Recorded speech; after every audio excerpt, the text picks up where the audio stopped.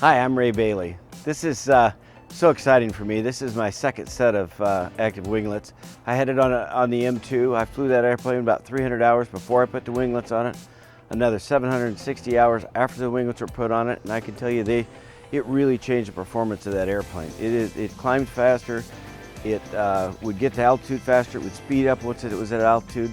It was just a wonderful improvement to that airplane, and I just couldn't wait to put them on this CJ3 Plus.